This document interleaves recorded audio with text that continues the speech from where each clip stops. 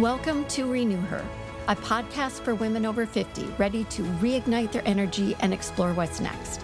I'm Janelle Lemley, brain fitness coach. Here, you'll hear real stories from women taking on new challenges after 50, along with brain health tips to boost focus, energy, and the mindset to move forward with confidence.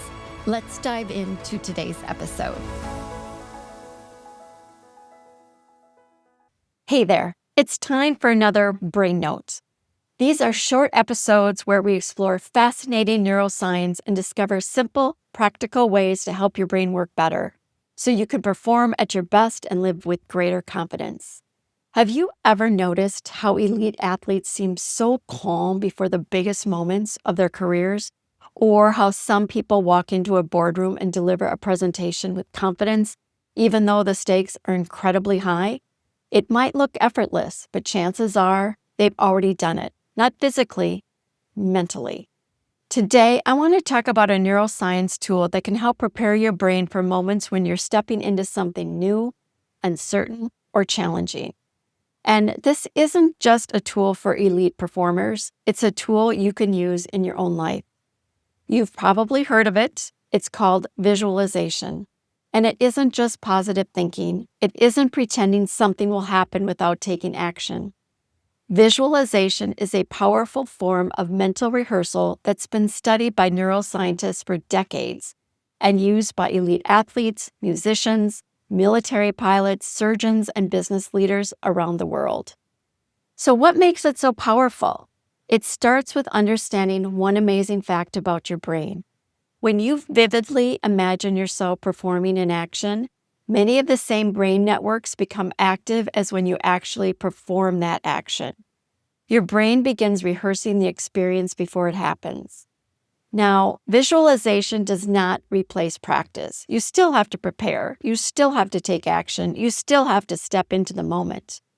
But visualization helps prepare your brain for what comes next. Think of it as a dress rehearsal for your brain. One of the most fascinating studies demonstrating this involved learning to play a simple piano exercise. Researchers divided participants into groups. One group physically practiced a 5-finger piano exercise. The other group never touched a piano. Instead, they spent time vividly imagining themselves playing the same exercise. When researchers looked at their brains, something remarkable happened. The people who mentally rehearsed the piano exercise activated many of the same areas of the brain involved in actually playing the piano. Both groups showed changes in the motor cortex, the area of the brain involved in planning and controlling movement.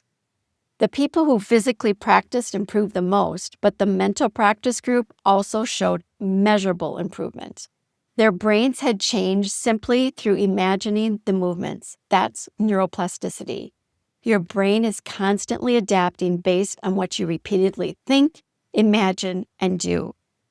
Researchers have found similar results in sports. In one well-known basketball study, athletes who mentally rehearsed making free throws improved almost as much as athletes who physically practiced. Again, visualization didn't replace practice. It enhanced performance by preparing the brain before the body had to perform. Here's another study that I find incredible.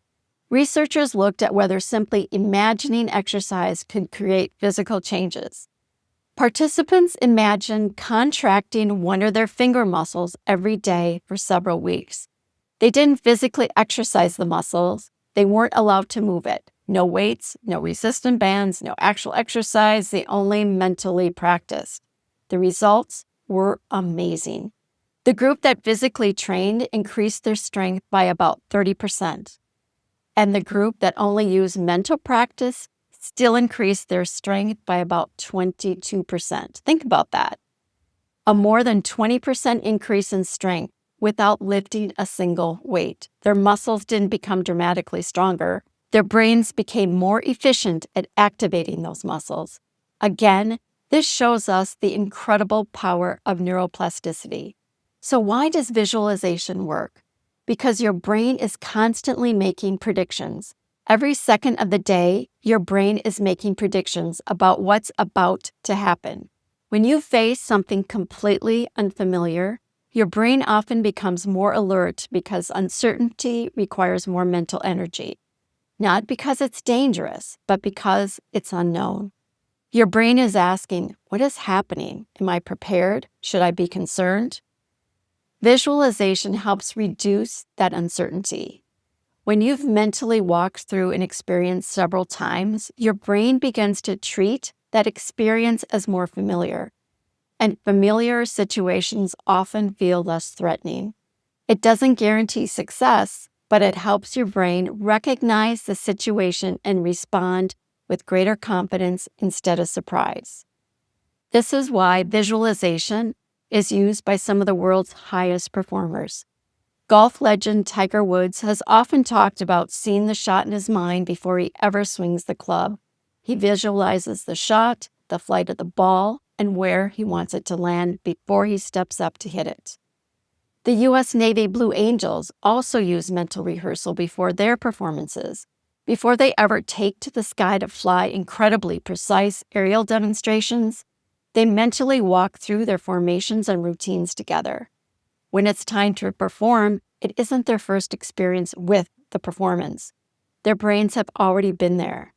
Most of us aren't preparing to play Carnegie Hall or compete in an LPGA championship or fly fighter jets. We're preparing for real life. Maybe you're getting ready to lead an important meeting, interview for a new position, launch a business, ask for the raise you earned, have a difficult conversation with an employee, speak on a stage for the very first time, record your first podcast, or finally say yes to a dream opportunity or new chapter you've been considering, but hesitating to pursue because you've never done it before. This is where visualization becomes incredibly practical.